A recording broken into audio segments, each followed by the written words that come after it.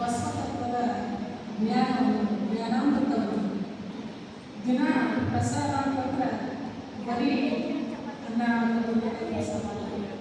ಇಂಥ ಜ್ಞಾನದ ಅಮೃತವನ್ನು ಎಲ್ಲರೂ ಸಹಿತಾ ಇದೆ.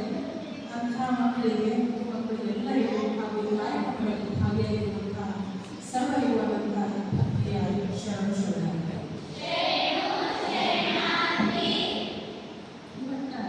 ನನಗೆ ಕೊಟ್ಟ ವಿಷಯ ಏನಂತಂದರೆ ಶರಣರು ಹುಟ್ಟಿದ ಕಲ್ಯಾಣ ರಾಜ್ಯ. ಯಾವ ರೀತಿ ಶರಣರು ಕಲ್ಯಾಣ ರಾಜ್ಯ ಕಟ್ಟಿದ್ರು ಅಂತ. ಈ ಕಲ್ಯಾಣ ರಾಜ್ಯ ಅನ್ನೋದು ಕೇವಲ ಇತಿಹಾಸದ ಪಾಠ ಆಗಿದ್ದರೆ ಕಲ್ಯಾಣ ರಾಜ್ಯ ಖಾಲಿ ಓದಿ ಹೋಗುವಂಥ ಇತಿಹಾಸದ ಪಾಠ ಅಲ್ಲ, ನಮ್ಮ ಬದುಕನ್ನು ರೂಪಿಸಿಕೊಳ್ಳುವಂತಹ ದಾರಿ. 12ನೇ ಶತಮಾನದಲ್ಲಿ ಬಸವಣ್ಣವರು ಏನು ಮಾಡಿದ್ರು ಅಂತಂದರೆ ಈ ಸಮಾಜಕ್ಕೆ ಹೊಸ ಕಲೆ ತೋರಿಸಿದ್ರು. ಅದಕ್ಕಿಂತ ಮೊದಲ ಹೆಂಗಿತ್ತು ಅಂತಂದರೆ ಆ ಕಾಲದೊಳಗೆ ಸಮಾಜ ಜಾತಿ ಅಸಮಾನತೆ ಅಂಧಶ್ರದ್ಧೆ ಇವೆಲ್ಲ ಕೂಡಿದಂಥ ಕತ್ತಲು ತುಂಬಿಕೊಂಡಿತ್ತು. ಅಂಥ ಸಂದರ್ಭದಲ್ಲಿ ಬಸವಾದಿ ಶರಣರ ಕಲ್ಯಾಣ ರಾಜ್ಯದಲ್ಲಿ ಮಾನವೀಯತೆಗೆ ಮಾತ್ರ ಮಹತ್ವವಿರುವ ಕಲ್ಯಾಣದ ಬಗ್ಗೆ